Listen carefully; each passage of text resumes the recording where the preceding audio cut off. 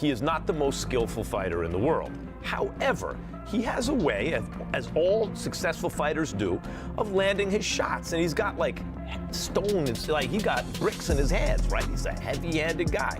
And Devin, we have seen you dropped before, right? So before I even get to you, not to talk about you as though you're not here, how dangerous is this a fight for Devin Haney, a guy who can make it ugly? What do you think about the A side, B side, Doug? We haven't got. I don't think there is an A side, B side. I mean, listen, boxing is show business, and Ryan moves the needle in that way. He knows how to get attention, and I love Devin, but Devin's like me.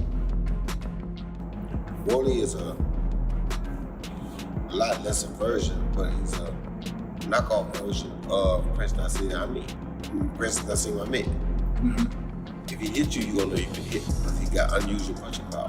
They were like, nah, that's a real watered down version. Yeah, it's a watered down version, but it ain't watered down as y'all think it is. Because when you get in the ring, and you feel that thing with your chin, it's a different thing. So it's watered down. Max Kellerman breaks down Devin Haney versus Rolando Romero, calling Romero dangerous, but noting Haney's size and skill advantage should allow him to outbox Romero. Class. Rolly, I keep calling him Rolly. Who cares? I'm like I have something wrong in my brain when it comes to names. Something's missing. But he's not in your class, and you should outbox him. Now, I can picture a situation where second half of the fight, you're way up. He's awkward. He's throwing bricks, and so there are clinches. Whoever initiates it, but you guys wind up. And then after the fight, I'm critical. On the other hand, I could also see you like a fight. You're in this situation going, I'm not gonna sit on the lead. I'm gonna keep. And then he catches you, and then something stupid. So it like puts you in a. Devin Haney promises to showcase his true skills and determination in the upcoming fight against Rolando Romero, showing fans his full ability inside the ring. A guy like Rolly, I'm able to showcase a lot more of my arsenal. I'm able to bring out a lot. Devin Haney explains that Rolando Romero's unusual style sets him apart from typical opponents, requiring extra focus and adaptation to successfully navigate his unpredictable movements in the fight. At this moment. Yeah, I can't say that it's a done deal yet.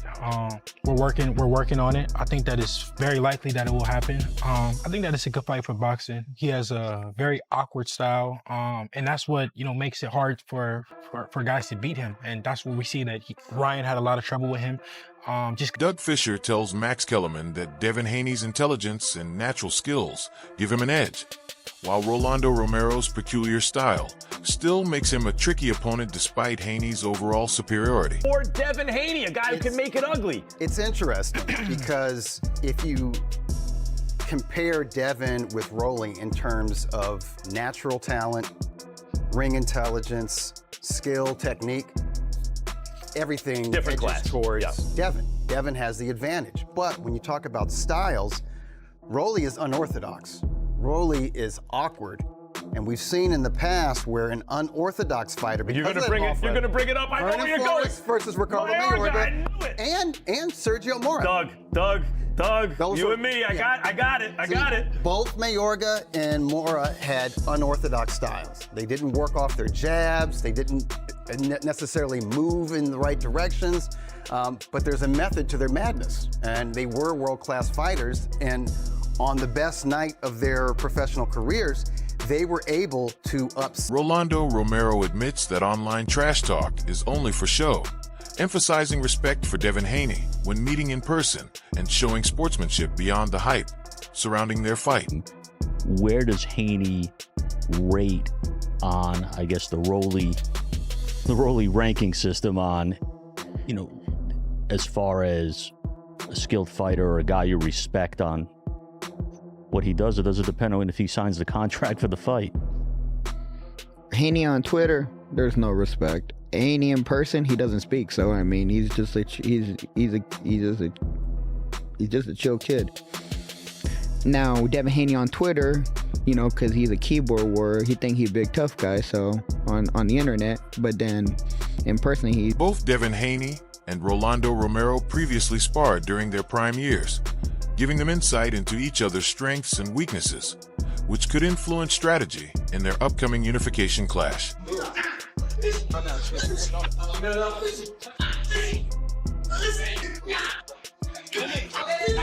Roy Jones Jr. warns that despite Devin Haney's skill, Rolando Romero's power and unpredictability make this a high-risk fight where serious damage could occur. They're saying it's almost a done deal. I didn't expect that fight to happen that quick, but it's going to be an interesting fight. You know, we're seeing Rolly a lot. You know, when Rolly started, you know, his career, like we say, oh, he's awkward, like, oh, he's another Ricardo Mayorga, and he's this and he's that. But just look at Rolly's resume recently. I mean, it's not bad at all. And now to face Devin Haney, I feel like it's a 50-50 fight. It's just split down the middle right now. Just seeing it. Do you see it as a 50-50 fight, or who do you favor more in that one? It's not 50-50. It's can Rolly catch Devin? Because Rolly can't catch, it's like the Ryan fight was. If Rolly can't catch Devin, they're gonna whitewash. But if he catch Devin early and hurt Devin, it could become a 50-50 fight. Paulie Malignaggi emphasizes that Devin Haney deserves recognition, noting his determination to grow, prove his ability, and face a dangerous opponent like Rolando Romero with confidence. Guys like this don't get the credit they may deserve because they disarm you, they disassemble you. You know, they kind of disassemble the bomb instead of being the ones who drop the bombs. You know, and Devin is more of a guy who just strips you naked and be like, all right, bro, you got nothing left now. You know what I mean? Instead of disarming you or disassembling you completely, where even the layman can be impressed by that. While the guy who takes you apart little by little, sometimes he doesn't get enough credit because it's not as sexy, you know, it's not as flashy, it's not as the big bombs aren't impressing the layman. But nonetheless, this was against probably the most talked about of the welterweight champions. Listen, we've talked about this welterweight division is a bit weak, but nonetheless, Norman was the most talked about of the welterweight champions. So he did it against Norman. He didn't do it against Barrios, who I think, like, I'll repeat that, I'm not really that impressed with. He didn't do it against Rolly, who can be hot and cold depending on when you catch him. Yeah, he'd been hot and cold in the past, but was on a little bit of a tear here. And as a young guy, was impressing a lot and was the talk of the welterweight division, especially with Ennis gone. And to do it against that guy and to do it the way he did it and score a knockdown in the process, you know, you got to give credit where credit's due, especially because you got to be a little bit of a psychiatrist here. Or you know, you don't know where Devin's head was at after the Garcia situation and the JC Ramirez fight. That's why, Champ, I give you credit if you were that sure a month ago, because that's the only thing, too, with me. It's like, if it's a Devin Haney who's head... Wade Plemons breaks down the fight, saying that Devin Haney wants to unify his title with Rolando Romero, which is why the Haney camp chose him over a rematch with Ryan Garcia. According to Plemons, both sides are still finalizing the contract, but there's a strong indication that the fight is set for May 30th. This is a true unification bout, and the contrasting styles make it intriguing.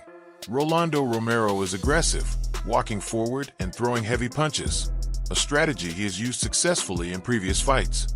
This forward pressure can play into Devin Haney's advantage, as he can use movement, the jab effectively, and gradually take control in the center of the ring. And this is all formulating to be right up to the finish line. And I know in boxing, nothing's ever finished until it's officially signed, and really until guys get in the ring. But knock on wood, I think this is going to be the fight we see on May 30th. And listen, it's a good fight. It's a unification bout. It is an interesting style matchup where Rolly is very aggressive and he will walk forward and throw heavy punches. He walked forward on Gervonta and you know, had a lot of success before, obviously, being knocked out. But he's walked forward in a lot of his fights and taken the fight to people. Sometimes that plays right into Devin Haney's hands. He can use his feet, he can jab, he can move, and eventually, you know, outbox you or put you in the center of the ring and then implement his offense, even get a little bit aggressive himself. The outcome also matters for future matchups. If Rolando Romero wins, it could set up a rematch with Ryan Garcia, impacting the belt situation at 147 pounds.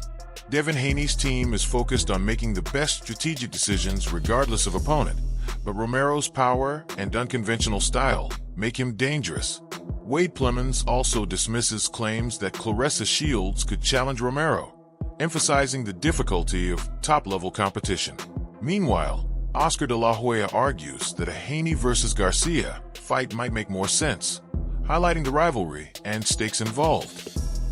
But I'm way taller than him, way longer than him, and got better boxing skills. The guy that Rolly knocked out, knocked her down in sparring, and she blamed it on the no padding in the gloves, and even though she had headgear on and they were probably 16-ounce gloves, she still hit the canvas. Stop that nonsense.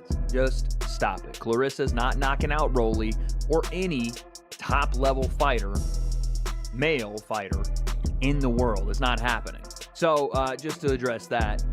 But then we go to Oscar De La Hoya for his thoughts here. And I want to hear what he said about the fight, because I kind of agree with Oscar here. I don't think that Devin Haney and Rolly should be fighting next. It should be Devin Haney, Ryan Garcia, because it makes all the sense in the world. The rivalry needs it. They both have belts. You don't want to risk one losing it. And you get that answer to, was the first fight influenced by anything outside of the ring? Was the first fight a fluke for Ryan? Oscar De La Hoya believes the next logical fight should be a rematch between Devin Haney and Ryan Garcia, as both fighters have now proven themselves in the ring. He argues that this matchup makes the most sense for boxing fans in the sport, highlighting the rivalry and stakes involved. Both fighters hold belts and have demonstrated their skills, making the clash highly anticipated. De La Hoya points out that risking a fight against another opponent first could complicate the championship picture, whereas a direct showdown between Haney and Garcia would settle questions about supremacy in the division. With their talent, timing, and fan interest, he sees this rematch as the clear next step, promising excitement, competitive action, and a definitive answer about who truly dominates their weight class. Yeah, is there an update on that at all, Oscar? No update yet. No official update. But if you ask me personally, that's the fight that should happen next. Yeah. I think Devin Haney proved. I think Devin Haney proved. I think he proved he deserves the fight. So Tim Bradley says that if Devin Haney can't handle Rolando Romero, then he certainly isn't ready to face Ryan Garcia. He emphasizes that Romero is awkward and explosive, making him a tricky opponent for anyone. His unusual style, punching from odd angles, having feet out of position, and surprising with sudden attacks, can create problems, especially for inexperienced fighters. However, Haney's mastery of the sweet science, excellent footwork, sharp jab, and ability to read openings give him the tools to exploit Romero's mistakes. Bradley points out that Romero reacts dramatically to feints, which allows Haney to control the pace and carefully implement his offense. He also notes that Haney has a significant reach advantage, with 71-inch arms compared to Romero's 66-inch reach, giving him distance control and counterpunching opportunities. Romero, he not beating no damn Ryan Garcia. It is what it is. I know styles make fights, but damn, dealing with Romero, who's awkward, man. That's an awkward dude. You know, I think that's what his secret. That's his superpower. The fact that he's so damn awkward and explosive. You know, sometimes an inexperienced guy can give you some problems. Oh yeah, inexperienced guy can give you problems because like they don't do things that's normal. They do abnormal things, like, you know, they'll punch from certain positions they not supposed to. Their feet not underneath them and stuff. They'll explode in with shots. Romero, he does all that crazy stuff, but he leaves a lot of openings, you know, for the taking. And a guy like Devin Haney, by moving off angles, using his legs, and applying smart pressure, Devin Haney can neutralize Rolando Romero's aggression. Tim Bradley stresses that Haney must remain patient and defensive first, letting Romero expend energy while picking the right spots to strike.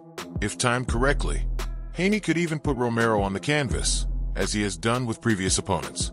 Bradley concludes that this fight should showcase Haney's skill, patience, and ring IQ. While Romero is dangerous and can punch through contact, Haney's technical ability, reach, and strategic approach make him the clear favorite. Unless caught by a completely unexpected shot, Haney is expected to win easily, potentially dominating the fight from start to finish. You know, damn Romero, he's so tensed up. You drop a feint on him, he reacting. Everything you do, you drop a feint on him, man, I'm telling you, because he's so coiled, he reacting. But his, like, it's not small gestures, it's big gestures. You know what I mean? He'll drop down, like, and open his hands up. I mean, this is perfect opportunities, I feel, for a guy like Devin Haney to be able to take advantage of. Now, you know, he got to be selective and he has to be smart, because he can run into trouble, because like I told you, Romero, he might drop down, you know, but he might come up with something. And if Devin Haney's getting overzealous or getting over, you know, getting overconfident, he can get caught with a big shot and also get hurt, you know. So Look, I think Devin Haney should. Roy Jones Jr. describes Rolando Romero as a lesser or a knockoff version of Preston Parsons, but warns that he still possesses unusual punching power that can be dangerous in the ring. He explains that while some may consider Romero watered down, actually feeling his shots tells a different story. Romero has been in the ring with many fighters and gained valuable experience. Jones points out that during his rise in Las Vegas, Romero was likely sparring with top prospects, including Devin Haney, giving him insight into elite competition. At the same time, Haney understands what he's dealing with and has improved over recent fights. Jones notes that after earlier criticism, Haney returned stronger, knocking down Brian Norman Jr., and shows more willingness to throw punches and trade when needed. If he knows what he's dealing with. But the good thing about Haney, too, is that he also knows what he's dealing with. What I thought Haney also knew was dealing when he fought Ryan, but he kind of took that a little different. Yeah, it could have been the weight drain, because he proved in the last fight that he had been weight draining himself. So maybe that's what it was too. So now without being weight drained, we probably see a different Haney. And that would be problematic for Rory if it is. If he didn't really hit him, it could be a problem. Yeah, and then, obviously, Haney's performances lately, even we go back to after the Ryan fight with Jose Ramirez, he got a lot of criticism. He came back against Brian Norman Jr., knocked him down, surprised me. So I just feel like now going to this fight, I feel like we'll see a little bit more of a Haney that won't be too afraid to throw those punches or to step in the ring and kind of trade every now and then. He also emphasizes that Devin Haney performs better at 147 pounds than in lower weight classes, suggesting a more confident and powerful version will appear. Jones respects Rolando Romero's heart and honesty. He fights true to himself and will take risks to land shots. However, he believes Haney's slickness, speed, and defensive awareness give him the edge. The key for Haney will be avoiding unnecessary punishment while using his skill to control the fight and capitalize on Romero's openings. He can get him, man. He's honest to that. He's true to who he is. I just think that with Devin, though, I think Devin a little slicker with that part of it. I would hope that Devin would know how to avoid getting hit by him, because everybody knows that you can be good as you want to be, but you get him made out gloves. The Blue Blood Sports host explains that Manny Pacquiao is now heading toward a rematch with Floyd Mayweather on September 19th, with a tune-up fight against Rusin Povodnikov, ensuring he earns 2 paydays. This development leaves Rolando Romero in an awkward position. After his big win, Romero was talking confidently, but the situation changed unexpectedly. The host uses the saying, "Never put the cart before the horse," to describe Romero's premature confidence. He mocked Devin Haney, expecting a huge payday against a legend like Pacquiao, but now must face Haney on May 30th at the Barclays Center, where he is likely to be outboxed and outclassed. Devin Haney. Now he's frustrated. He's upset because he got to make the fight with Devin Haney. And he knows there's a strong possibility he's going to get outboxed and outclassed May 30th at the Barclays Center in Brooklyn. He never wanted this fight with Devin Haney. He thought he was going to get this big payday and a chance and an opportunity to fight a legend in Manny Pacquiao. Now he's trying to trash Manny Pacquiao's name, saying Manny Pacquiao was desperate and kept calling and asking for money. He ain't called Rolly and asked Rolly for nothing. When do you think Manny Pacquiao called Rolly to ask Rolly for more money? In what world? It just gets more diabolical the more Rolly talks. He's entertaining, but it just gets more and more diabolical the more he talks. It sounds ridiculous. He kept frustrated by the turn of events. Rolando Romero began attacking Manny Pacquiao's reputation, claiming the legend was desperate and repeatedly calling for money. The Blue Blood Sports host refutes this, emphasizing that Pacquiao never contacted Romero about payment. Instead, it's Romero who appears out of place and misinformed. His comments have grown increasingly diabolical and ridiculous, showing his frustration over missed opportunities. While entertaining, the narrative highlights how quickly fortunes can change in boxing. Romero now faces the reality of a challenging fight with Devin Haney, while Pacquiao secures another payday in a high-profile rematch. Against Ryan Garcia. May. You ain't fight since. That was 9 months ago, bro. As a matter of fact, you fight Devin Haney May 30th, you would have been out the ring for a year. Manny's a legend. Now you got to fight Devin Haney, a fight you didn't want, period.